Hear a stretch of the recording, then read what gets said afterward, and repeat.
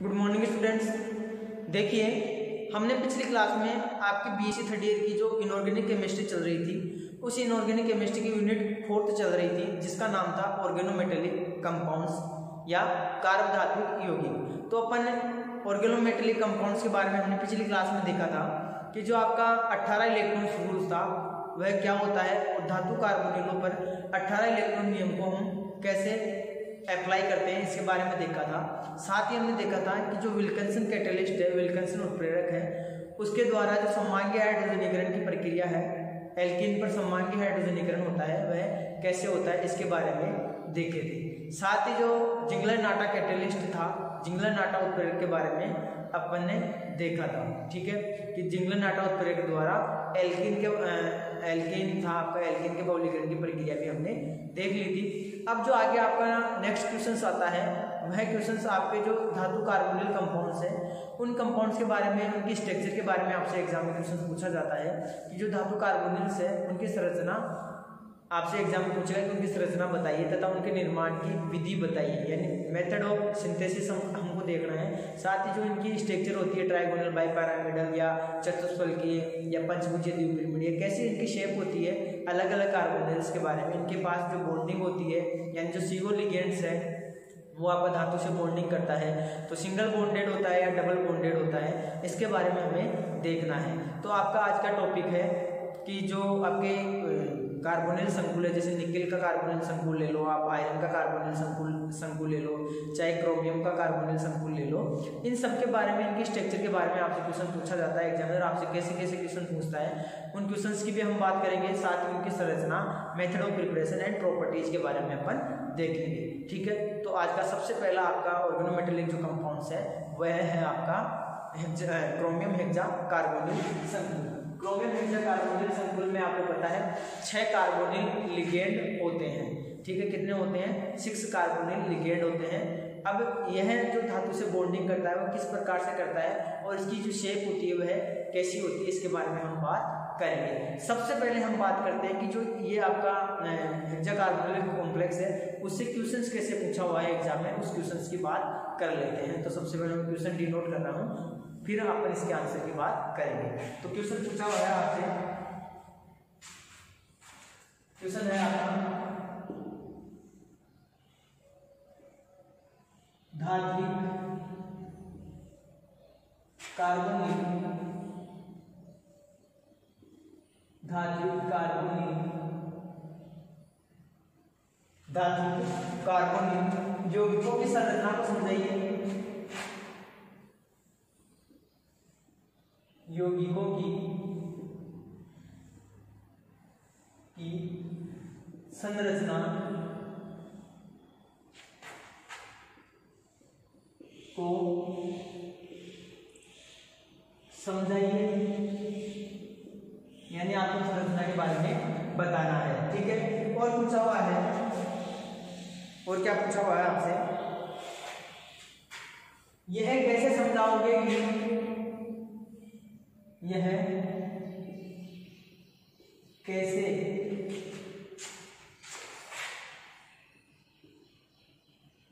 समझाओगे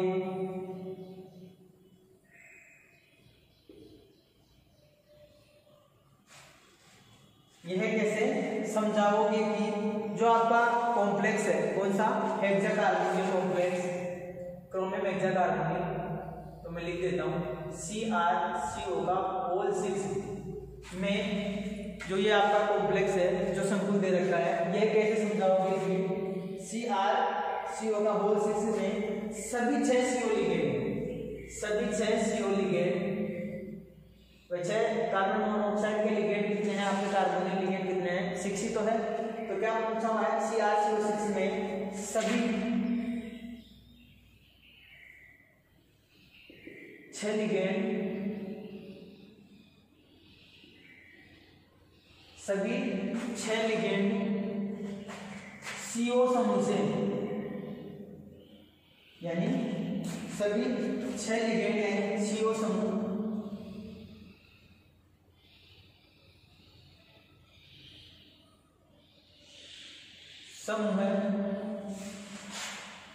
धातु के धातु के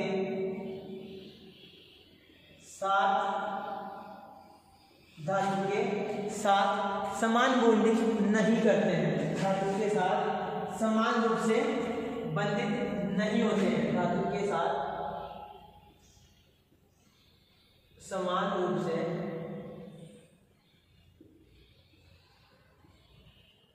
बंधित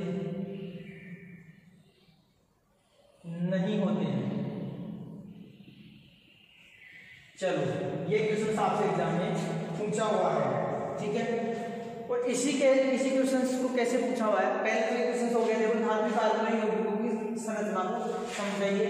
तो वहाँ पे तो आपको 2000 एग्जाम्पल देने हैं, जैसे भी आपके धातु कार्बनिक संकुल है उनके, जैसे आपके निकल कार्बोनिल का संकुल हो गया, आयरन का कार्बोनिल संकुल हो गया और क्रोमियम का कार्बोनिल संकुल हो गया, तो इनकी आपकी संरचना को आपको एक्सप्लेन करना है। साथ ही आप एग्जाम्पल दोगे, एग्जाम्पल से एक्सप्लेन करोगे तो आपको इजीली जो धातु कार्बनिल की संरचना है वो अभी क्या हो जाएगी, समझ में आ जाएगी। अब एक्सप्लेन कैसे करोगे वो तो मैं आपको अभी बता दूंगा। साथ ही पूछा हुआ है ये कैसे समझाओगे कि CR होगा वो सभी 6 लिगेंडों से, सभी 6 लिगेंड कौन से हैं, लिगेंड कौन से हैं अपने, CO लिगेंड, कार्बोनिल लिगेंड है, सभी 6 CO समूह के साथ यानी सभी 6 लिगेंड CO समूह धातु के साथ समान रूप से बंधित नहीं होते हैं, यानी जो आपके 6 लिगेंड्स हैं वह समान रूप से बॉन्डिंग नहीं होगी, यानी उनका बंध का जो प्रवृत्ति है वो समान नहीं होती है। अब कौन से आपके कार्बनिक संकुल की प्रवृत्ति एक जैसी होती है, किसकी एक जैसी नहीं होती है, तो क्यों नहीं होती है आपको को क्या करना है, समझाना है। क्लियर है ये चीज कि आपको क्वेश्चंस में पूछा क्या गया है और आपको आंसर क्या देना है। तो सबसे पहले क्वेश्चंस आपको क्लियर हो गए, क्वेश्चंस कैसे पूछा जाएगा। साथ ही इस क्वेश्चन को ऐसे और पूछा हुआ है मोनोन्यूक्लियर, और कैसे पूछा हुआ है मोनोन्यूक्लियर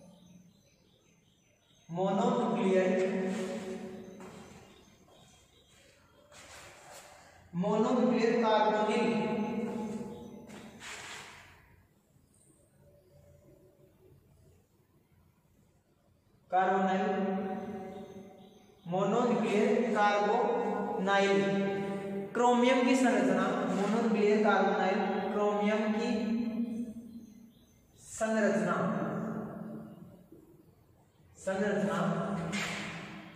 को समझाइए।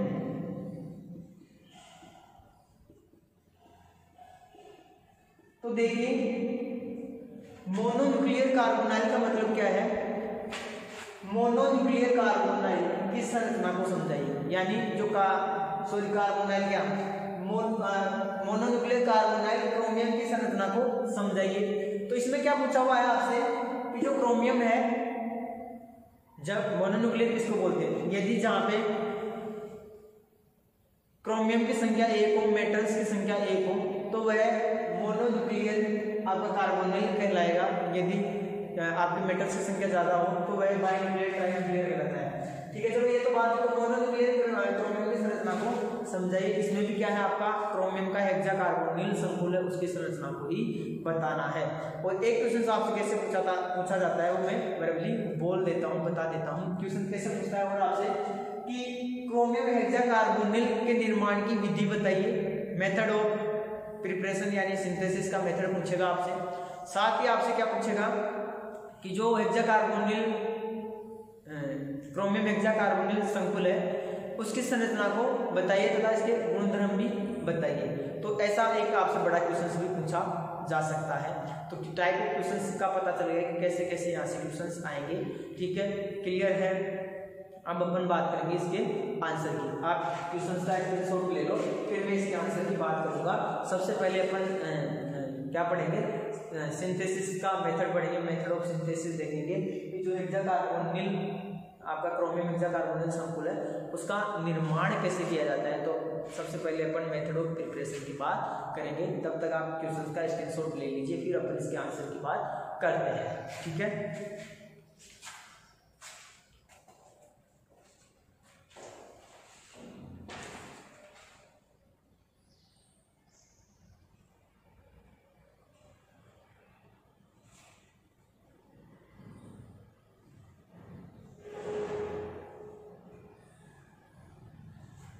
तो देखिए सबसे पहले मेथड ऑफ प्रिपरेशन की बात करते हैं, तो मैं यहां से इसको हटा देता हूं, ठीक है। तो सबसे पहले अपना कंपाउंड क्या चल रहा है, CrCO का होल 6, क्लियर है।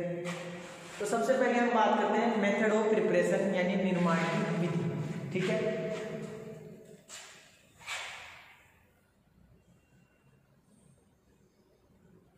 तो देखिए कैसे निर्माण करेंगे। तो जब भी आपको क्रोमियम हेक्साकार्बोनिल कॉम्प्लेक्स का फॉर्मेशन करना है तो अपन इसकी रिएक्शन इजीली गिरनार अभिकर्मक से करवाते हैं, यानी आपका जो गिरनार अभिकर्मक है उसकी अभिक्रिया हम इससे करवा देंगे, तो आपकी रिएक्शंस का जो आपका कार्बोनिल हेक्साकार्बोनिल संतुलन उसका फॉर्मेशन हो जाएगा। आई बात समझ में क्लियर है। तो देख लीजिए मेथड ऑफ प्रिपरेशन,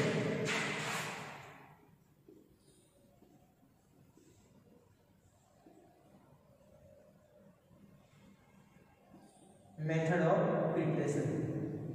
तो अपन को किससे रिएक्शन करवानी है, गिरनार अभिकर्मक से। तो अपन सबसे पहले 2 मॉलिक्यूल क्रोमियम क्लोराइड के ले लेते हैं, CrCl, क्या लिया है, 2 मॉलिक्यूल मैंने लिया है क्रोमियम क्लोराइड, ठीक है। साथ ही इसकी रिएक्शन करवा देता हूं मैं। गिरनार अभिकर्मक क्या होता है आपका, RMGX होता है। RMGX को हम क्या बोलते हैं, RMGX को हम बोलते हैं गिरनार अभिकर्मक, गिरनार रिएजेंट। गिरनार अभिकर्मक का उपयोग अधिकतर जो इनऑर्गेनिक कंपाउंड्स हैं आपके, उन इनऑर्गेनिक कंपाउंड्स के जो इनऑर्गेनिक कंपाउंड का प्रिपरेशन किया जाता है उसमें रिएजेंट के रूप में गिरनार अभिकर्मक का मोस्टली यूज किया जाता है, ठीक है। तो गिरनार अभिकर्मक होता क्या है आपका, RMGX होता है, ठीक है। तो मैं क्रोमियम ट्राइक्लोराइड के 2 मॉलिक्यूल लिए हैं, क्रोमियम ट्राइक्लोराइड की अभिक्रिया में गिरनार अभिकर्मक से करवा दूंगा। तो मान लो 3 मॉलिक्यूल ले लेता हूं मैं, C2H5 MgBr, C2H5 MgBr, और साथ में मैं ले लेता हूं 12 मॉलिक्यूल CO के, कार्बन मोनोऑक्साइड के या कार्बोनिल लिगेंड के। आई बात समझ में क्लियर है। ये आपका क्या है, C2H5 MgBr आपका क्या है, गिरनार अभिकर्मक तो है, इसे अपन RMGX बोलते हैं, गिरनार रिएजेंट ही है आपका, क्लियर है। इसके मेथड ऑफ प्रिपरेशन की बात कर रहे हैं अपन, क्रोमियम हेक्साकार्बोनाइल संतुलन के प्रिपरेशन की बात कर रहे हैं, ठीक है, क्लियर है आपका यहाँ तक। अब देखिए अपन बात कर रहे हैं कि जो क्रोमियम ट्राइक्लोराइड है RMGX से, साथ में अपन ने क्या ले लिया, 12 कार्बोनिल लिगेंड्स ले लिए। इन तीनों की आपस में रिएक्शन करवा दिए, किसकी उपस्थिति में, ईथर की उपस्थिति, किसकी उपस्थिति में, ईथर की उपस्थिति में। साथ में अपने को क्या लेना है, ईथर लेना है। तो देखिए आपको क्या मिलेगा, आपको मिलेंगे 2 मॉलिक्यूल CrCO का होल 6, यानी जो CrCO का होल 6 है इसके क्रोमियम हेक्साकार्बोनिल के 2 अणु प्राप्त हो गया। ये तो है 2 CrCO का होल 6, ठीक है। क्या है ये, क्रोमियम, क्या है ये आपका, क्रोमियम हेक्साकार्बोनिल संकुल है। साथ में आपको क्या मिल जाएगा, साथ में आपको क्या प्राप्त होंगे, देख लीजिए आपको 3 मॉलिक्यूल प्राप्त, 3 मॉलिक्यूल आपको किसके मिल जाएंगे, C2H5, भाई यहाँ पे क्या क्या आ गए आपके, देख लीजिए पहले मैं बता देता हूँ। 3 मॉलिक्यूल आपको मिल जाएंगे C2H5 Cl, यानी 3 मॉलिक्यूल आपके इथाइल क्लोराइड के आपके बाहर निकल जाएंगे, 3 मॉलिक्यूल इथाइल क्लोराइड अलग हो जाएंगे। साथ में आपको मिलेगा 3 मॉलिक्यूल MgBrCl, यानी 3 मॉलिक्यूल आपको प्राप्त होंगे मैग्नीशियम क्लोरोब्रोमाइड या ब्रोमो क्लोराइड, ठीक है। 3 मॉलिक्यूल MgBrCl अलग आपको अलग से प्राप्त होंगे। तो देख लीजिए बात रिएक्शंस देख लो बैलेंस हो रही है कि नहीं।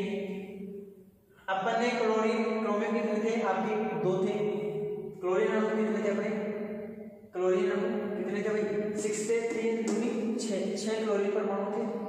साथ में 3 मॉलिक्यूल C2H5 Br के लिए हमने, ठीक है।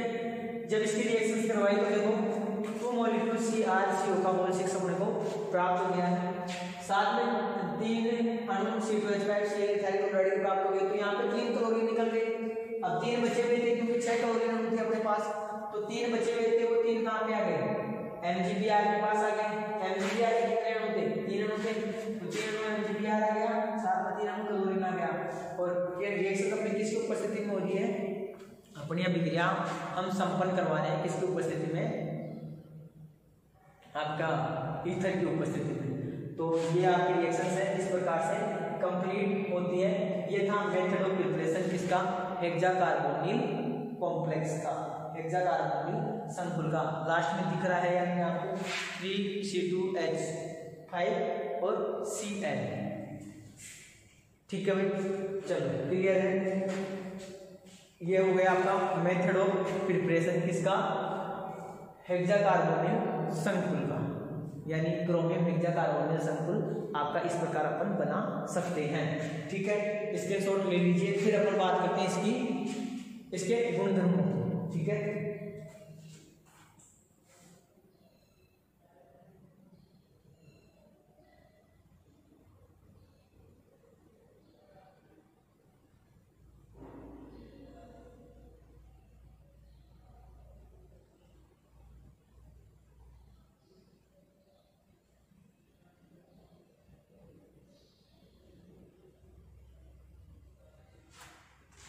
चलो अब इसकी बात करते हैं प्रॉपर्टीज की, गुण की। तो यह एक रंगहीन स्थायी ठोस पदार्थ होता है। कैसा होता है?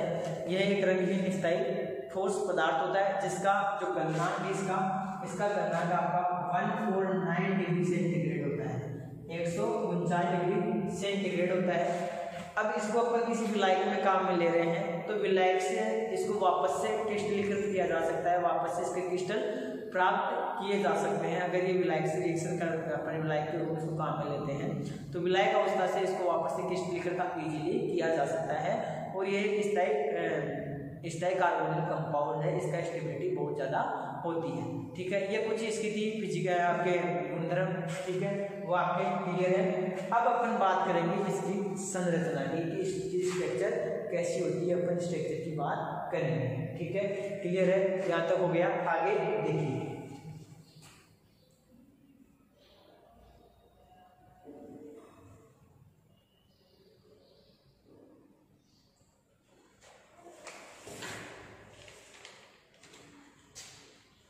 तो देखो जब भी हेक्साकार्बोनिल संकुल की बात, स्ट्रक्चर की बात आती है, तो आपको क्या करना है? सबसे पहले उसका इलेक्ट्रॉनिक विन्यास लिखना है। इलेक्ट्रॉनिक विन्यास लिखने के बाद उसकी स्ट्रक्चर डिनोट कैसे करोगे? आप इलेक्ट्रॉन्स का अरेंजमेंट करोगे, संकरण देखोगे, संकरण के बाद में डी ऑर्बिटल्स में इलेक्ट्रॉन्स की फिलिंग करोगे, इसके बाद में इलेक्ट्रॉनिक कॉन्फिगरेशन, इलेक्ट्रॉनिक अभिविन्यास के आधार पर। तो कुल मिला के बात ये है कैसे आपको स्ट्रक्चर बतानी है, कैसे आप स्ट्रक्चर को मेंशन करोगे, देख लीजिए एक बार। ठीक है, बता दें इसको।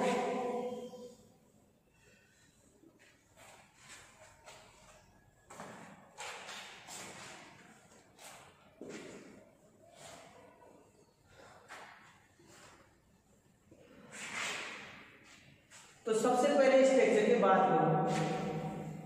की बात करें तो जो कार्बोनिल क्रोमियम हेक्साकार्बोनिल संकुल है आपका, यह संकुल शून्य ऑक्सीकरण अवस्था में, क्या शून्य ऑक्सीकरण अवस्था में,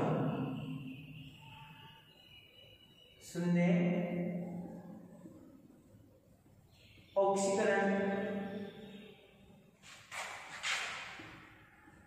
अवस्था में,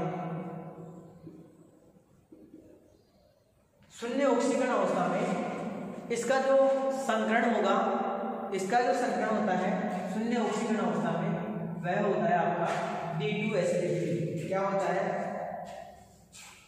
क्या होता है? D2sp3। और शून्य ऑक्सीकरण अवस्था में D2sp3 संकरण होता है, तो इसकी जो ज्यामिट्री है, जो संरचना है, वह कैसी होगी आपकी? कैसी होगी? अष्टकफलकीय, ऑक्टाहेड्रल। कैसी होगी?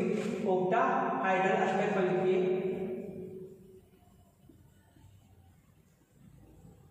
ऑक्टाहेड्रल अष्टकफलकीय। तो देखिए आपको ये तो पता चल गया कि जो संरचना है वो तो होगी इसकी अष्टकफल की, साथ जो संकरण होगा वह होगा आपका D2sp3 होगा। अब देखिए शून्य ऑक्सीजन अवस्था क्यों बोला है हमने कि जो आपके कार्बोनिल लिगेंड्स हैं जब क्रोमियम से रिएक्शंस करते हैं और कार्बोनिल कॉम्प्लेक्स का फॉर्मेशन होता है, तब जो कार्बोनिल लिगेंड्स है अधिकतर मेटल्स की जो ऑक्सीजन अवस्था है वह शून्य होती है। शून्य ऑक्सीजन अवस्था में ही क्या करता है, ये आपका क्या करता है, बॉन्डिंग करता है कार्बोनिल लिगेंड किससे, क्रोमियम धातु से। आई बात समझ में? तो शून्य ऑक्सीजन अवस्था में ये बंध बनाएगा और शून्य ऑक्सीजन अवस्था में आपका जो संकरण होगा वह क्या होगा, D2sp3 होगा और जो संरचना और इसकी क्या ज्योमेट्री होगी वह क्या होगी, अष्टकफल की। अब देखिए जो अष्टकफल की ज्योमेट्री होगी उसके अंदर जो बॉन्डिंग का अरेंजमेंट है, जो नेचर ऑफ बॉन्डिंग होगी एंड जो कार्बोनिल लिगेंड्स है वो मेटल से बॉन्ड बनाएंगे, वह कैसे बनाएंगे, इस पूरी चीज को अपने को समझना है और वही आपसे एग्जाम में पूछता है। 3.5, 4 या 4.5 मार्क्स में क्वेश्चन पूछा जाता है आपसे। 2 ऑप्शन रहेंगे आपके, एक ऑप्शन 4.5 नंबर के आसपास इस क्वेश्चन का मार्जिन होता है। तो देखिए क्या है, कैसे अपन इसके स्ट्रक्चर को डिनोट करेंगे इसके बारे में आप अभी क्लियर हो जाएगा आपको। तो आगे बात करते हैं सबसे पहले कि यदि अगर अपन इसकी स्ट्रक्चर की वैसे आइडिया लगाए कि कैसी स्ट्रक्चर होगी, तो अष्टकफल की स्ट्रक्चर आपको पता है जनरली कैसी होती है। अपन अभी कुछ भी बॉन्डिंग नहीं बता रहे हैं, केवल आपको लगभग आइडिया दे रहा हूँ कि ऑक्टाहेड्रल की स्ट्रक्चर होगी वह कैसी होगी। देखिए इस प्रकार से होगी इसकी स्ट्रक्चर, ठीक है। यहाँ पे आपके CO लिगेंड जुड़े हुए रहेंगे। कितने CO लिगेंड है, 6 CO लिगेंड है। ये 6 CO लिगेंड इस प्रकार से जुड़े हुए रहेंगे और संकरण क्या होगा आपका D2sp3 होगा। ये तो हो गई जनरल बातें कि अष्टकफल की आकृति होगी, ऑक्टाहेड्रल इस प्रकार से इसकी शेप होगी, ऑक्सीजन अवस्था यदि शून्य होगा तो ये आपको ऑक्टाहेड्रल इस प्रकार से इसका अरेंजमेंट होगा। अब बात करते हैं कि जो क्रोमियम से ये जो CO लिगेंड जुड़े हुए हैं ये किस प्रकार से बॉन्डिंग करते हैं, इनके अंदर जो बॉन्डिंग होती है वह कैसे होती है। तो इस बॉन्डिंग के बारे में हमें बात करना है और वही आपको एग्जाम में मेंशन करना है कि इसकी जो संरचना है वह कैसी होती है, जो एग्जामिनर आपसे पूछता है। इसमें आपकी संरचना में आपको इसकी बॉन्डिंग के बारे में बताना है, साथ ही इसकी संरचना ऐसे डिनोट भी करनी है और CO क्रोमियम के साथ कैसे बॉन्डिंग करता है वो सब चीजें बतानी है। तो अभी तो अपने को केवल अपन डायरेक्टली मेंशन सिंगल रोल से कर दिया, लेकिन एक्चुअल में इसके जो बॉन्डिंग होती है वह बॉन्डिंग कैसी होती है उसके बारे में हमें पता करना होता है, ठीक है। तो अब बात करते हैं इसकी संरचना, ठीक है। तो देखिए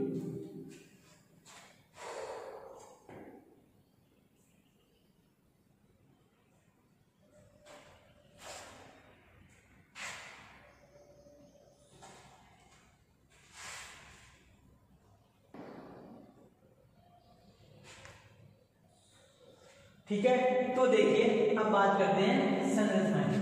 तो सबसे पहले तो आपको पता होना चाहिए क्रोमियम का जो इलेक्ट्रॉनिक विन्यास है वह क्या होता है, इलेक्ट्रॉनिक विन्यास क्या होता है।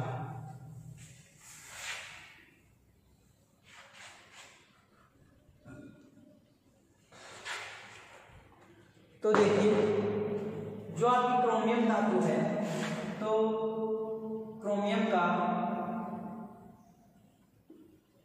इलेक्ट्रॉनिक विन्यास कितने नंबर पे आता है आपका, 24 पे।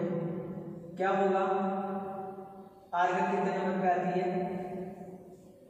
24 पे आता है आपका क्या, क्रोमियम। आर्गन आती है आपके 18 पर। डी ऑर्बिटल में कितने इलेक्ट्रॉन्स होंगे, 3d 4 4s1। ये होता है इसका इलेक्ट्रॉनिक कॉन्फ़िगरेशन, यानी डी में कितने इलेक्ट्रॉन्स है, डी में कितने इलेक्ट्रॉन्स रहेंगे आपके, 5 रहेंगे क्योंकि 24 नंबर पे आता है। तो D4S2 होता है इसका विन्यास, तो एक इलेक्ट्रॉन इसमें चला जाएगा क्योंकि अर्धपूर्ण पूर्णित आपके कक्षकों की स्टेबिलिटी ज़्यादा होती है। तो S ऑर्बिटल से एक इलेक्ट्रॉन आपका निकलकर कहाँ चला जाएगा, D ऑर्बिटल में चले जाएगा। और D ऑर्बिटल में जब एक इलेक्ट्रॉन चला जाएगा तो S में आपका 1 इलेक्ट्रॉन बचेगा और D में कितने इलेक्ट्रॉन्स हो जाएंगे, D में आपके टोटल 5 इलेक्ट्रॉन्स हो जाएंगे, क्योंकि 5 इलेक्ट्रॉन्स की वाले जो कंपाउंड्स है या D5 विन्यास वाले जो भी धातु परमाणु है उनकी स्टेबिलिटी ज़्यादा होती है, क्योंकि अर्धपूर्ण पूरित कक्षों का स्थायित्व अधिक होता है। तो जो क्रोमियम है, क्रोमियम के डी ऑर्बिटल क्या कोशिश ये करेंगे कि वह जो 4 इलेक्ट्रॉन्स हैं वो 1 इलेक्ट्रॉन्स लेके अपने डी ऑर्बिटल को D5 का क्या कर ले, D5 में कन्वर्ट कर ले। इससे उनकी स्टेबिलिटी क्या हो जाती है, इंक्रीज हो जाती है। तो मैं क्या कह सकता हूँ, जो यहाँ पे D4 था किस में कन्वर्ट हो जाएगा, D5 में, और S के पास 2 इलेक्ट्रॉन थे वह किस में कन्वर्ट हो जाएंगे, 1 के अंदर। तो D3D5 और S 1 आई बात समझ में, ये हो गया इसका इलेक्ट्रॉनिक विन्यास। क्लियर है, ठीक है। तो ये आर्गन का हो गया आपका इलेक्ट्रॉनिक विन्यास। तो अपन क्या कह सकते हैं, अब इन ऑर्बिटल्स जो आपके इलेक्ट्रॉन्स हैं इनको डी ऑर्बिटल्स में आप फिल करके देख लेंगे। फिल करने पर देखेंगे तभी अपने को संकरण का पता चलेगा। किसके अनुसार, MOT के अनुसार। मॉलिक्यूलर ऑर्बिटल थ्योरी है आपकी VBT, सॉरी MOT क्या VBT है, VBT के वैलेंस बॉन्ड थ्योरी है, उसके अनुसार अपन इलेक्ट्रॉन्स के डी ऑर्बिटल्स के अंदर इलेक्ट्रॉन्स की फीलिंग कर रहे हैं, और इस फीलिंग से ही अपने को पता चलेगा कि इसका जो संकरण होता है वह कैसा होता है। ठीक है, देख लीजिए। तो मैं क्या कर सकता हूँ, क्रोमियम का शून्य ऑक्सीकरण अवस्था या उदासीन ऑक्सीकरण अवस्था में इलेक्ट्रॉनिक विन्यास। तो क्रोमियम का उदासीन अवस्था में इलेक्ट्रॉनिक विन्यास।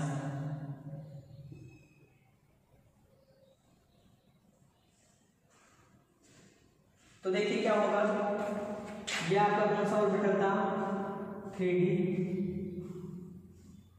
1 2 3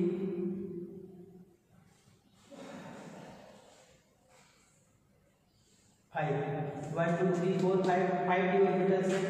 5 डी ऑर्बिटल्स के अंदर आपके इलेक्ट्रॉन्स कितने आ जाएंगे, 5। जैसा आप पहले भी क्लासों में पढ़ के आए हो, सेकेंडरी आपने सेकेंडरी में पढ़ा है, इसके अलावा 11th में पढ़ा है, फर्स्ट ईयर में भी पढ़ा है। ठीक है, तो डी में कितने इलेक्ट्रॉन्स आपके 5 इलेक्ट्रॉन्स। तो 5 इलेक्ट्रॉन्स को अपन को क्या करनी है, फिलिंग करनी है। तो मैं 5 इलेक्ट्रॉन भर दूँ इसके अंदर। तो देखिए 1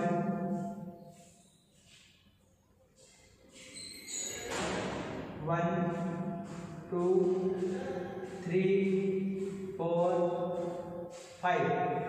ठीक है, 5 इलेक्ट्रॉन्स फिल कर दिए हैं हमने। अब बात करते हैं एस की। ये कौन सा है आपका ऑर्बिटल, ये है आपका 3D, और ये कौन सा आ गया आपका 4s। ये कौन सा है आपका 4s। अब 4s में कितने इलेक्ट्रॉन्स हैं, 4s में 1 ही इलेक्ट्रॉन्स है। तो मैं 1 इलेक्ट्रॉन्स को फिल कर देता हूँ, ये। ठीक है, क्योंकि एस के पास 1 इलेक्ट्रॉन था तो अपन ने 1 इलेक्ट्रॉन्स को फिल किया है, ना कि 2 इलेक्ट्रॉन्स फिल करोगे आप। ठीक है, अब बात करते हैं 4p। तो 4p क्या है आपके, खाली है। p में कितने ऑर्बिटल होते हैं, 3 ही तो होते हैं। ये हो गया 4p। अरे p में कितने ऑर्बिटल होते हैं, 3 ही तो ऑर्बिटल होते हैं। s में कितने होते हैं, 1 ऑर्बिटल होता है। d में कितने होते हैं, 5 ऑर्बिटल, 5 कक्षक होते हैं। ठीक है, तो देखिए ये हो गया आपका 3D 4s 4p। अरेंजमेंट यहाँ तक क्लियर है, यहाँ तक का समझ में आ गया होगा आपको। आगे देखते हैं, ये क्लियर है तो आगे भी आपका क्लियर हो जाएगा। ठीक है, अब बात करते हैं कि जो क्रोमियम का अभी तो उदासीन अवस्था में अपने इलेक्ट्रॉनिक विन्यास लिखा था। अब मैं लिख रहा हूं क्रोमियम का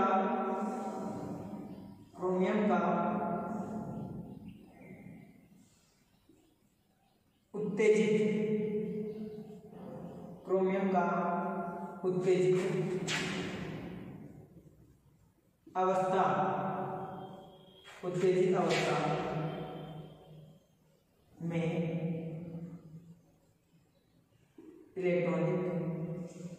विन्यास।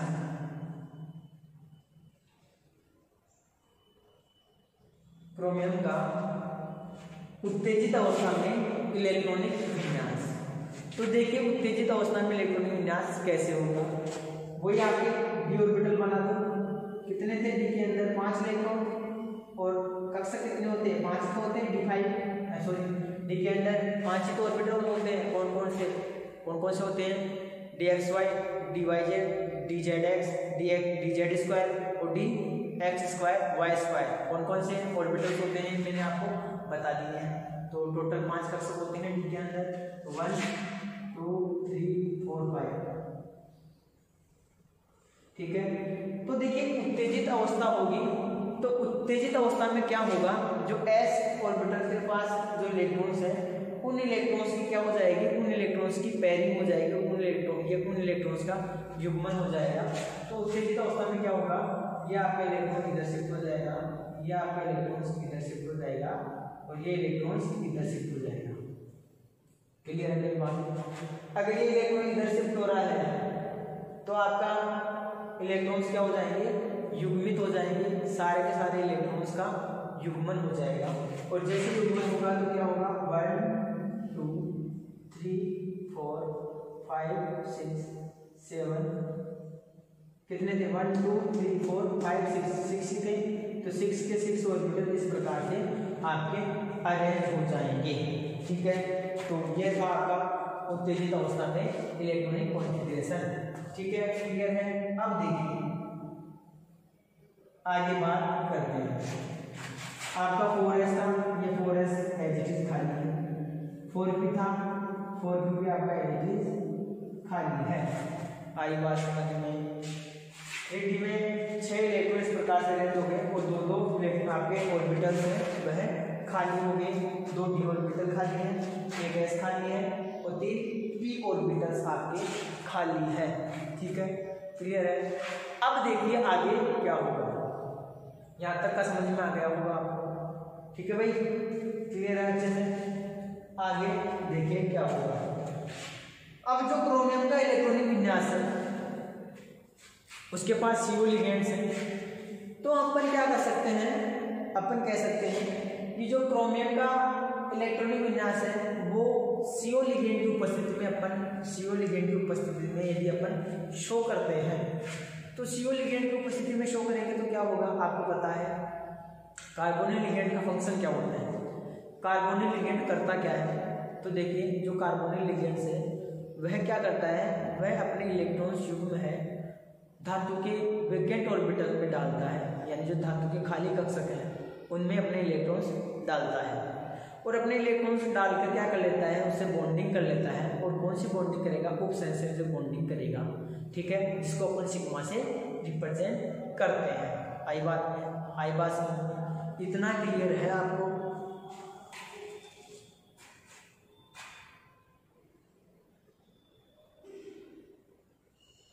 ठीक है, तो देखिए आगे क्या होगा। अगर अपन संकरण की बात करें तो संकरण भी आपका संकरण की निकल के आ जाएगा, ठीक है। अगर वैसे संकरण की बात करें तो D2sp3 संकरण क्या होगा आपका, D2sp3 ही तो होगा, लेकिन अपन इसके और अभी अच्छे से क्लियर करते हैं कि क्या पूरा सिस्टम है, किस प्रकार से बॉन्डिंग होती है, किस प्रकार से इलेक्ट्रॉन्स का अरेंजमेंट होता है, कार्बोनिल लिगेंड्स जो मेटल से है वह किस प्रकार से बॉन्डिंग करता है, उसको उन सब चीज़ों को अपन देखेंगे अभी 1 बाय 1 करके।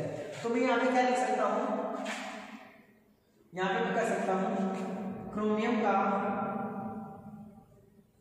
का CO जो कार्बन मोनोऑक्साइड आपका कार्बोनिल लिगेंड है, CO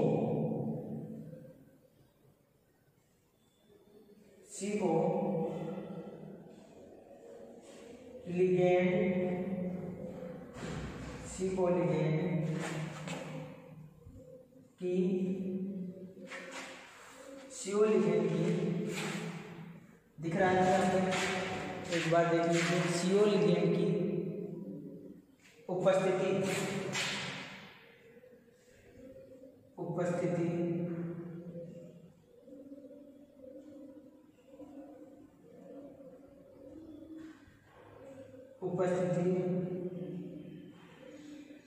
CO लिगेंड की उपस्थिति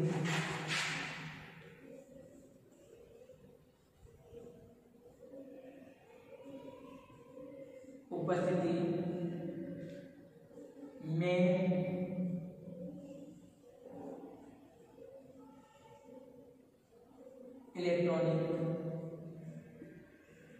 विन्यास।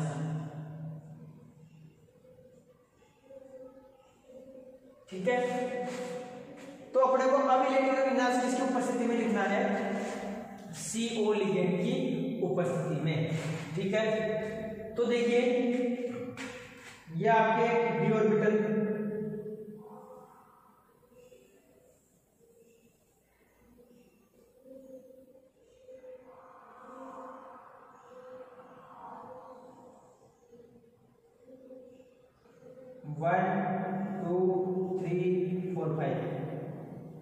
कितने इलेक्ट्रॉन थे, 1 2 3 4 5 6। ठीक है, यही तो था। अब देखिए यहाँ पे क्या था आपका s ऑर्बिटल, यहाँ पे आपका क्या था p ऑर्बिटल 1,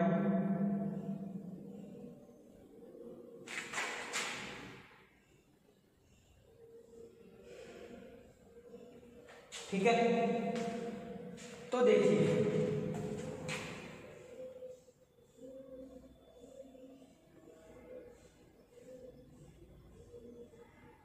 क्लियर। अब मैं ये कह रहा हूं कि जो CO लिगेंड्स है वह फंक्शन क्या है CO लिगेंड का, CO लिगेंड आपका इलेक्ट्रॉन्स की इलेक्ट्रॉन्स युग्म क्या करता है, मेटल के वैकेंट d ऑर्बिटल्स में डालता है। तो मेटल के d ऑर्बिटल्स में जैसे ही अपने इलेक्ट्रॉन्स डालेगा तो अपन CO को मेंशन कर दें। यहाँ पे कैसे मेंशन करेंगे देख लीजिए,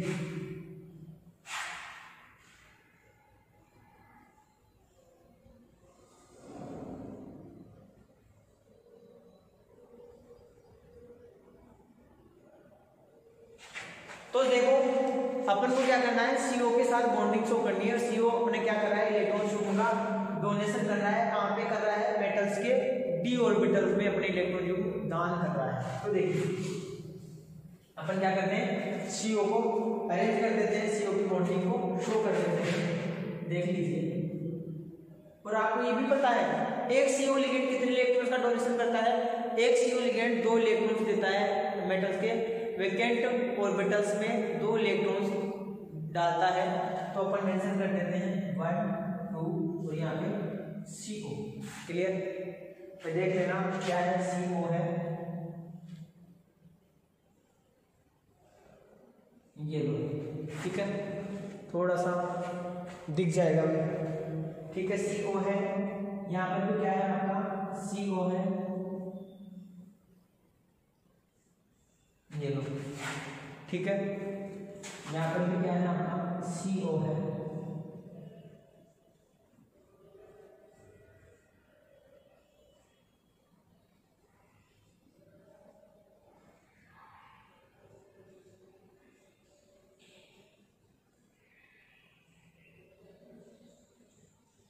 ये लो, क्लियर यहाँ तक। अब संकरण की बात करें तो देखिए संकरण में ये एक और छूट गया भाई, यहाँ पे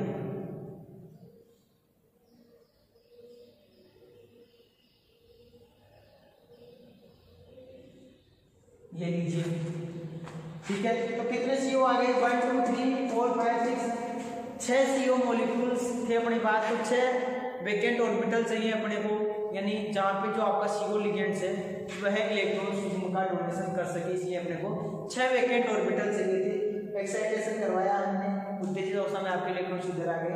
तो 1 2 3 4 5 6 वैकेंट ऑर्बिटल्स बच गए, जहाँ पे आपके CO है, CO लिगेंड्स है, वह इलेक्ट्रॉन्स का क्या करेगा, डोनेशन करेगा, इलेक्ट्रॉन युग्म में दान करेगा। आई बात समझ में क्लियर है यहाँ तक। तो देखिए जो संकरण हो जाएगा आपका वह क्या हो जाएगा, यहाँ मैं मेंशन कर रहा हूँ, आपका संकरण क्या हो जाएगा, D2sp3 क्या हो जाएगा आपका, यहाँ लिख देता हूँ मैं D2sp3।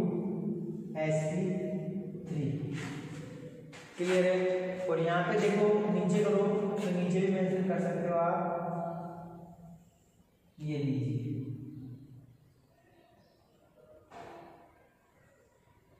ठीक है, दिख रहा है, देख लीजिए।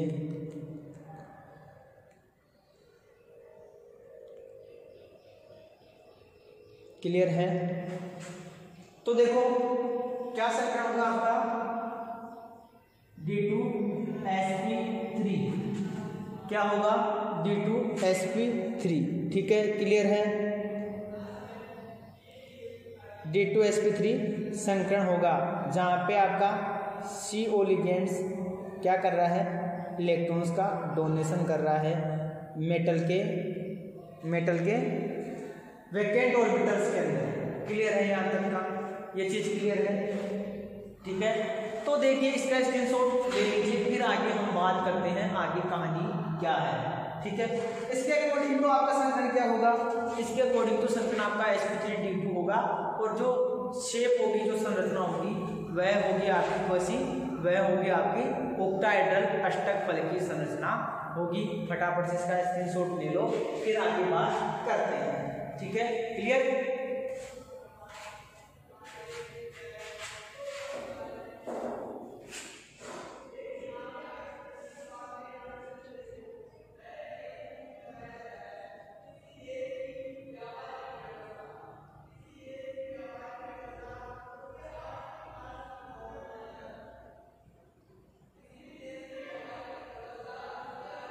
ठीक है, क्लियर है।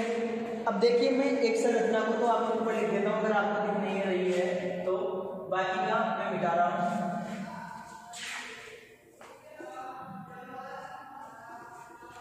आगे देखिए क्या होता है। ठीक है,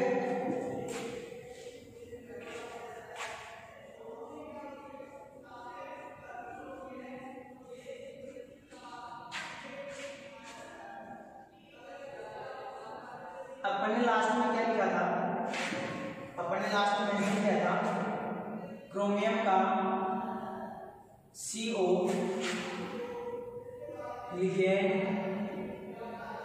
लिगेंड की उपस्थिति में इलेक्ट्रॉनिक विन्यास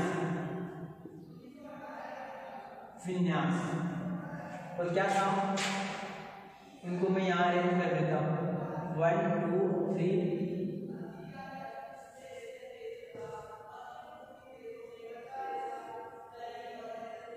देख लीजिए,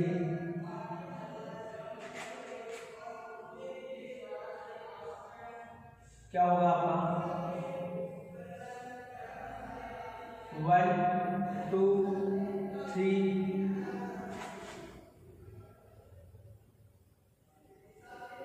4 5।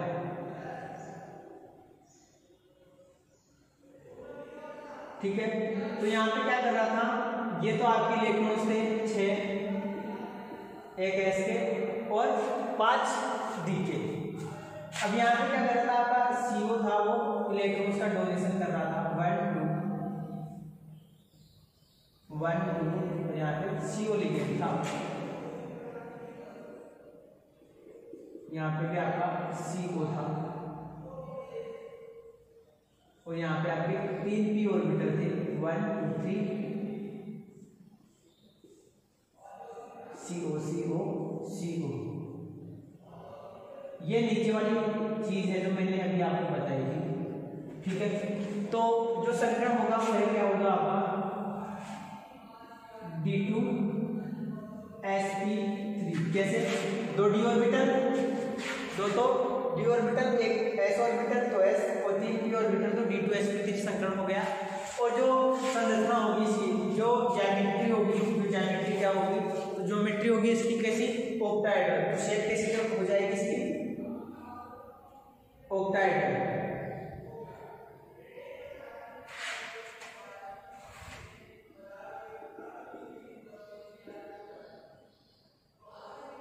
अष्टक फलकी,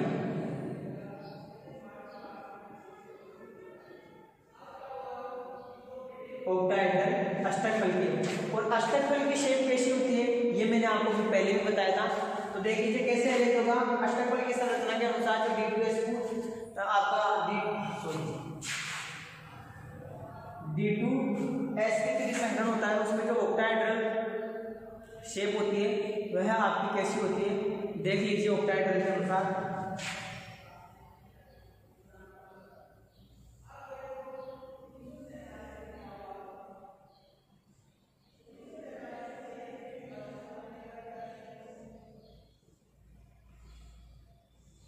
ये लो 6 कार्बोनिल अष्टक फलक के चारों कोनों पर और एक ऊपर, ये जैसे मान लो अभी बताता हूं।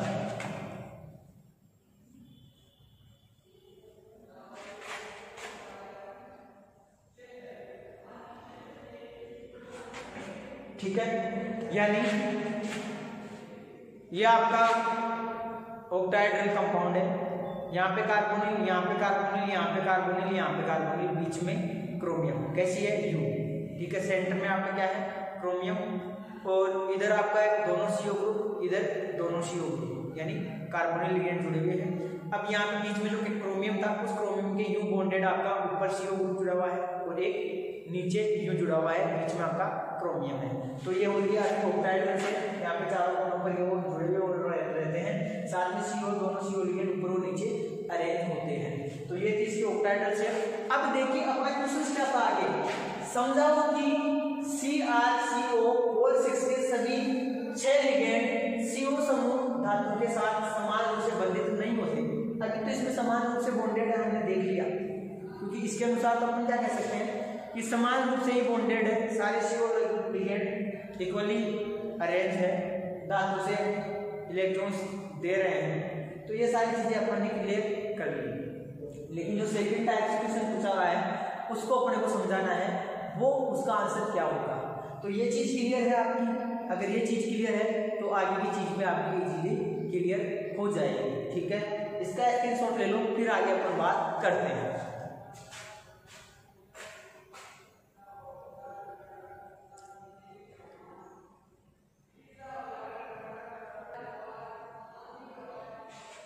हो गया। अब देखिए जो सेकंड क्वेश्चन था आपका, पहले का ही जो सेकंड क्वेश्चन पूछा हुआ था उसका आंसर क्या होगा। तो देखिए ये चीज हो गई आपकी, में जो आपका क्रोमियम हेक्साकार्बोनिल संकुल है उसकी रिएक्शंस 3 अणु 3 डिग्री एम्बियंस से करवा देंगे, यानी जो आपकी अभिक्रिया है वह में आपकी NMe का वोल्ट प्राइस है उससे करवा देंगे। एक बार देख लीजिए कैसे, मैं क्या कहना चाह रहा हूँ, आप समझ जाओगे।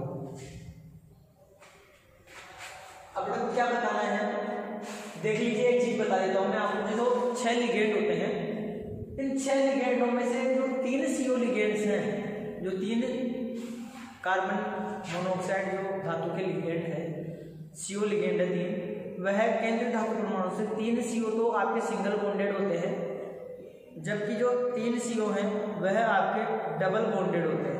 3 CO तो आपके क्या होंगे? सिंगल बॉन्डेड होंगे, जबकि 3 CO आपके क्या होंगे? डबल बॉन्डेड होंगे। कैसे होंगे देख लीजिए। अब जो आपका हेक्साकार्बोनिल संकुल था उसकी अभिक्रिया जब अलग अलग कंपोनेंट से करवाई गई तो उनसे यह निष्कर्ष निकाला गया कि इनमें जो बॉन्डिंग होती है उसमें जो 3 CO लिगेंड्स है वह आपके सिग्मा बॉन्डेड होते हैं, जो क्रोमियम से बॉन्ड बनाएंगे वो 3 तो सिग्मा बॉन्डेड होंगे, जबकि 3 आपके पाई बॉन्डेड होते हैं। क्योंकि जो सिग्मा बॉन्डेड होते हैं उनका प्रतिस्थापन इजीली हो जाता है, जबकि जो पाई बॉन्डेड होते हैं उनका प्रतिस्थापन इजीली नहीं होता है। कैसे नहीं होता है देख लीजिए आप। मान लो ये था आपका कॉम्प्लेक्स क्या, CrCO का होल 6, ठीक है, ये था। तो मैं पहले रिएक्शन करवा रहा हूँ आपकी। CrCO का होल 6 है, CrCO का होल 6 की अभिक्रिया हम यदि किससे करवा दें? 3 मॉलिक्यूल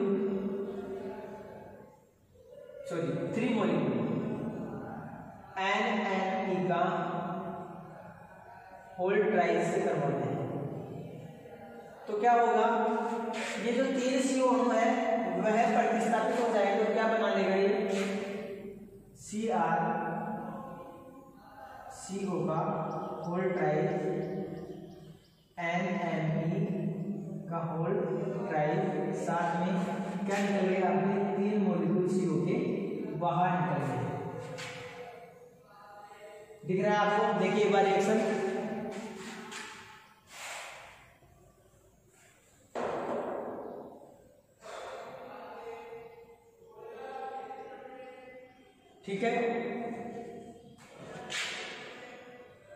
तो मैं ऐसे भी लिख सकता हूँ, ऐसी कोई दिक्कत नहीं है।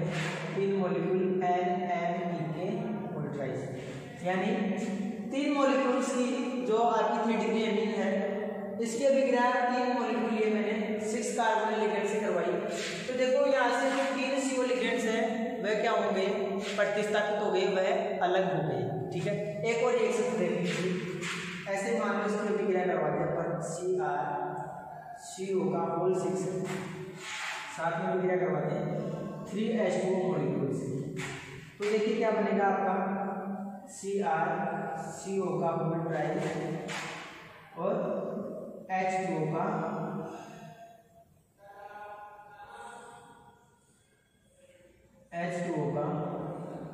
होल ट्राई, साथ में 3 CO मॉलिक्यूल आपके क्या हो जाते हैं, अलग हो जाते हैं। देखिए दोनों रिएक्शंस को क्या हो रहा है यहाँ पे। तो देखियो, देखने से आपको पता चल रहा है कि जो 6 कार्बोनिल लिगेंड थे, 6 कार्बोनिल लिगेंड थे, उनमें से 3 कार्बोनिल लिगेंड, 3 CO लिगेंड अलग हो रहे हैं और 3 की CO की जगह आपका H2 मॉलिक्यूल आ रहा है। तो इससे यह निष्कर्ष निकलता है कि जो कार्बोनिल लिगेंड्स है, उस कार्बोनिल लिगेंड्स में जो बॉन्डिंग होती है आपकी, कार्बोनिल लिगेंड के अंदर CO लिगेंड बंध बनाता है, उनमें से जो CO लिगेंड बॉन्डिंग होगी CO की, तो धातु के साथ 3 CO लिगेंड सिग्मा बॉन्डेड होते हैं, जबकि 3 CO लिगेंड होते हैं वह क्या होते हैं, वह पाई बॉन्डेड होते हैं। तो पाई बॉन्डेड होंगे तो पाई बॉन्डेड वाले लिगेंडों का क्या होगा, प्रतिस्थापन नहीं होगा, लेकिन जो सिग्मा बॉन्डेड लिगेंड्स है उनका इजीली क्या हो जाता है, इजीली प्रतिस्थापन हो जाता है। ठीक है, तो अपन क्या निष्कर्ष निकला, निष्कर्ष ये निकला कि 3 CO के पास क्या होगी, सिग्मा बॉन्डिंग एकल बंध से बंधित होते हैं, 3 CO लिगेंड आपके एकल बंध से बंधित होंगे और 3 CO लिगेंड आपके किससे बंध होंगे, पाई बॉन्ड से बॉन्डेड होंगे। कैसे होंगे उसके बारे में भी देख लेते हैं अभी। पहले आप इसका स्क्रीनशॉट ले लीजिए, फिर बात करते हैं।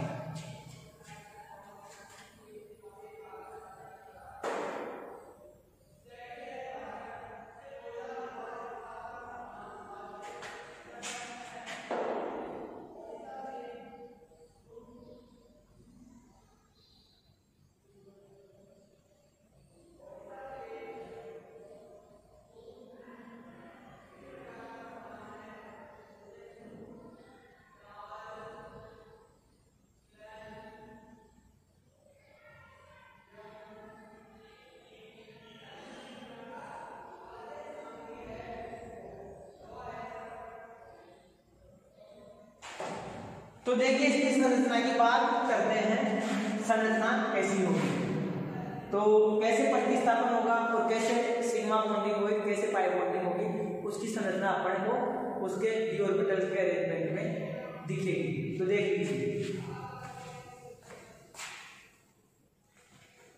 अपन ने जब इलेक्ट्रॉनिक कॉन्फ़िगरेशन अरेंज किया था तो कैसे अरेंज किया था, देखिए हमने लिखा था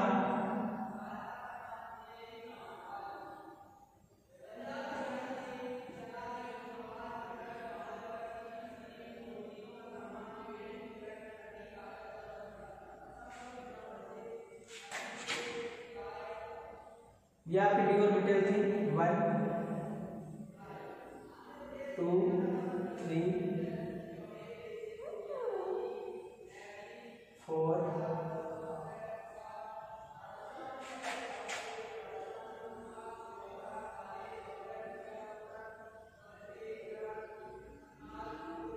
5। कोई इलेक्ट्रॉन्स थे 1 2 3 4 5। एक इलेक्ट्रॉन कहाँ था आपका, एक इलेक्ट्रॉन कहाँ पे था, एस ऑर्बिटल के अंदर। कहाँ पे था आपका, एस ऑर्बिटल के अंदर था, उसको मैं एच लिख रहा हूँ।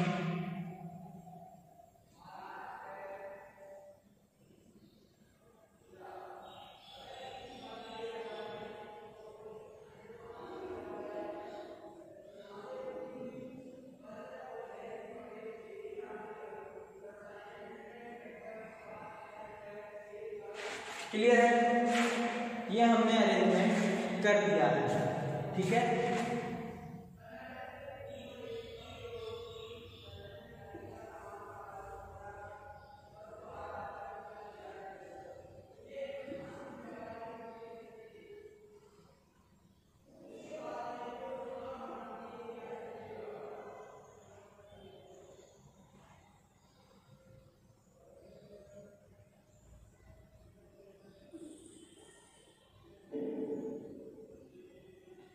अब देखो मैं ये कह रहा हूँ कि ये अरेंजमेंट हो जाने के बाद में ये आपका कौन सा ऑर्बिटल था, ये आपका है 3D, ये आपका कौन सा था 4s, ये आपका क्या था 4u, ठीक है। अब मैं ये कह रहा हूं कि जो 3 CO लिगेंड्स है वो 3 CO लिगेंड तो सिंगल बॉन्डेड होंगे, जबकि 3 CO लिगेंड आपके क्या होंगे पाई बॉन्डेड होंगे। तो देख लीजिए पहले मैं CO लिगेंड लिख देता हूं, मान लो ये आपका CO लिगेंड है डबल बॉन्ड ऑक्सीजन,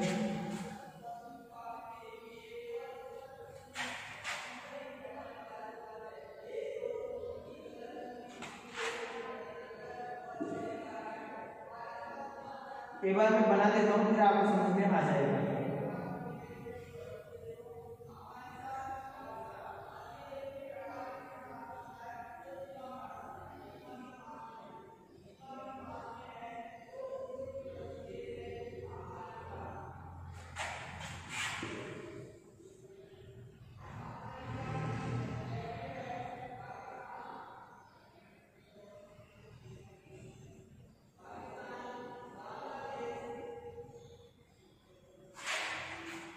ठीक है, कितनी चीज क्लियर है आपको, एक बार देख लीजिए, पहले मैं बना दूं।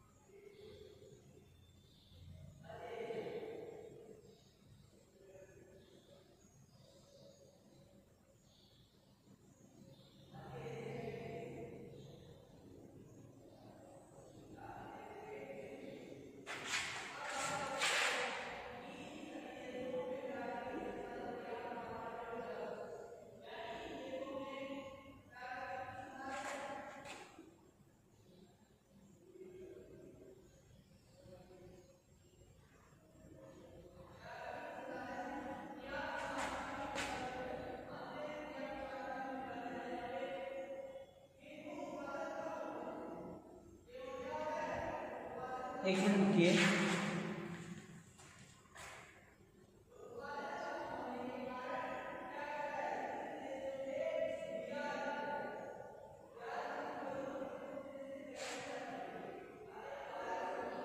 ठीक है।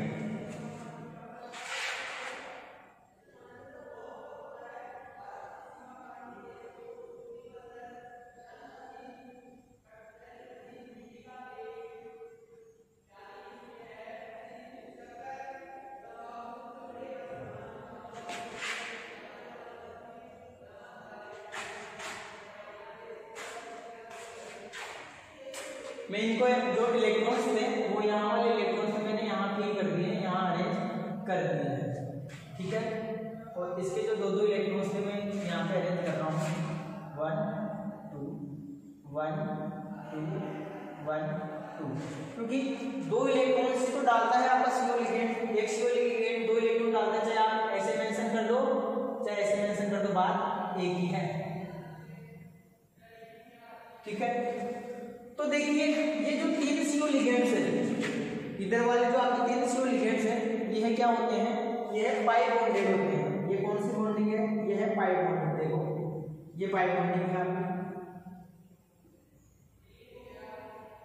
ये तो होते हैं पाई बॉन्डेड CO लिगेंड, ठीक है। यानी ये क्या कर रहे हैं, पाई बॉन्ड बना रहे हैं, आगे बात समझ में। बाकी के जो ये है, ये जो 3 CO है इधर वाले, ये आपका क्या है, ये सिग्मा है, ये भी सिग्मा बॉन्डिंग है, ये भी आपकी सिग्मा बॉन्डिंग है। तो ये जो 3 CO पाई बॉन्ड के थ्रू जुड़े हुए हैं, यानी ये जो पाई बॉन्ड बना रहे हैं, ये तीनों CO लिगेंड क्या होंगे, प्रतिस्थापित नहीं होते हैं, जबकि जो 3 CO लिगेंड सिग्मा बॉन्डिंग बना रहे हैं, तो ये जो 3 CO लिगेंड सिग्मा बॉन्डिंग बना रहे हैं, ये क्या हो जाते हैं, इजीली प्रतिस्थापित हो जाते हैं, इजीली रिएक्शंस के दौरान प्रतिस्थापित हो जाते हैं। तो जो सिग्मा बॉन्ड वाले हैं वो इजीली प्रतिस्थापित हो जाते हैं, और पाई बॉन्ड वाले इजीली प्रतिस्थापित नहीं होते हैं क्योंकि वो पाई बॉन्डेड होते हैं। तो अपन क्या कह सकते हैं कि CO के पास 3 तो सिग्मा बंध वाले CO लिगेंड उपस्थित होते हैं, और यानी क्रोमियम हेक्सा कार्बोनिल संकुल है, उस हेक्सा कार्बोनिल संकुल के पास जो 3 लिगेंड होते हैं वो तो क्या होते हैं आपके सिग्मा बॉन्ड से बंधित होते हैं, जबकि 3 लिगेंड क्या होते हैं पाई बॉन्डेड होते हैं। एक बार इसका स्क्रीनशॉट ले लो, फिर मैं आगे इसकी बात करता हूँ कि जो आपकी जो शेप होगी उसके अंदर अपन इनको कैसे अरेंज करेंगे ऑक्टाहेड्रल के अंदर। ठीक है, ये अरेंजमेंट आपको समझ में आ गया होगा। ये आपस में क्या कर रहे हैं, जो पाई बॉन्डिंग शो कर रहे हैं, देख लीजिए आप एक बार।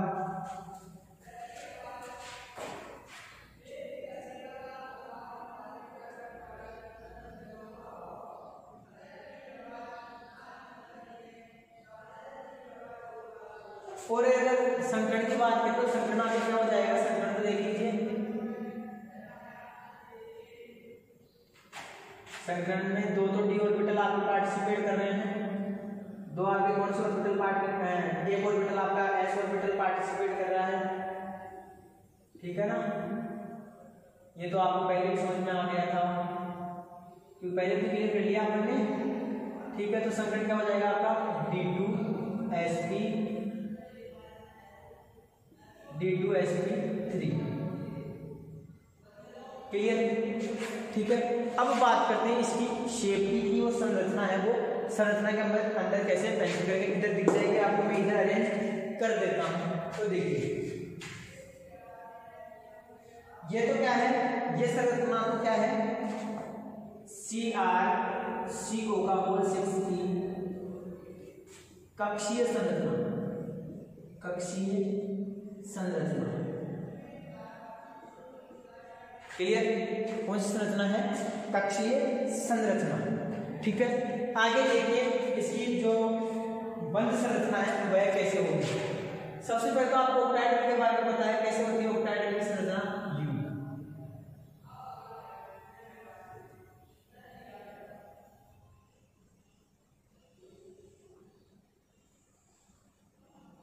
क्लियर है, दिख रहा है। अब यूं संरचना होगी तो क्रोमियम परमाणु आपको पता है कहां अरेंज होता है, बिल्कुल सेंटर में। क्रोमियम आपका सेंटर में। अगर डबल बॉन्ड मेंशन करना है तो आप डबल बॉन्ड मेंशन करो, और ये आपके होंगे सिंगल बॉन्ड। आए बात समझ में? ठीक है, 3 तो आगे आपके क्या डबल बॉन्ड, और 3 आगे आपके सिग्मा बॉन्ड, सिंगल बॉन्ड। ठीक है, अब डबल बॉन्ड से क्या जुड़ा हुआ था आपका कार्बोनिल लिगेंड, तो कार्बोनिल लिगेंड वहां पे देखो जहां पे पाई बॉन्ड आ रहा है उसको अपन ने पाई बॉन्ड से शो कर दिया, डबल बॉन्ड से। वहां पे CO के पास क्या है, डबल बॉन्ड है। देखो इसके आंसर क्या हो जाता है, पॉजिटिव रहता है, आंसर पॉजिटिव रहता है यहाँ पे। ठीक है, ये आप मेंशन कर लेना। अब बात करते हैं कि ये जो डबल बॉन्ड वाले CO हैं उनकी संरचना कैसी होगी, तो उनकी संरचना में क्या होगी, C डबल बॉन्ड O। मैं लिख देता हूं C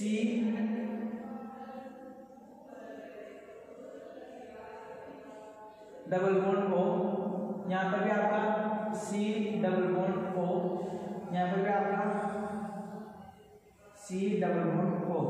और जहाँ पे जो सिंगल बॉन्ड है वहां पे CO के पास में वैलेंसी कितनी है, 3 है। देखो C triple bond O, C triple bond O, C triple bond O। जहाँ पे अपन सिंगल बॉन्ड शो कर रहे हैं यहाँ पे, तो आप क्या कर दोगे, C ट्रिपल बॉन्ड O, यहाँ पर भी C ट्रिपल बॉन्ड O,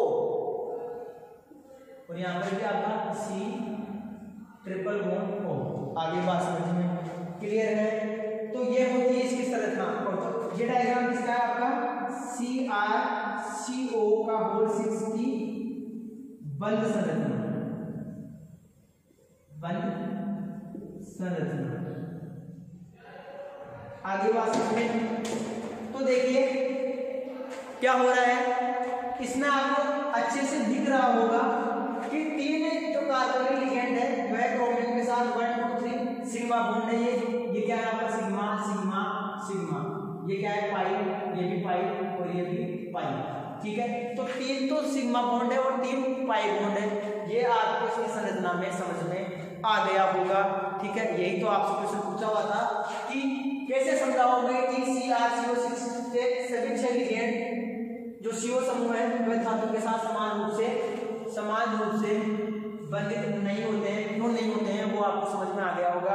अपन ने इसकी कक्षीय संरचना भी देख ली है, अपन ने इसकी बंध संरचना भी देख ली है, साथ देख लिया है कि जो 3 सिग्मा बंध है आपके वो कह रहे हैं जो 3 CO लिगेंड्स है वह सिंगल बॉन्डेड होते हैं और 3 CO लिगेंड है वह पाई बॉन्डेड होते हैं। सिग्मा बॉन्डेड वाले लिगेंड्स का क्या होता है, प्रतिस्थापन हो जाता है, जबकि पाई बॉन्डेड वाले लिगेंड्स का प्रतिस्थापन नहीं होता है।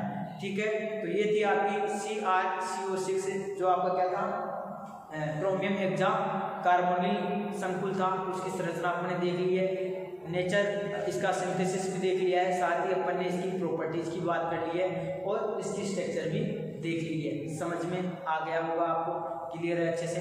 आगे अपन जो नेक्स्ट क्वेश्चन है आपका वो अपन नेक्स्ट क्लास में देखेंगे इससे आगे का। ठीक है, क्लियर है यहाँ तक।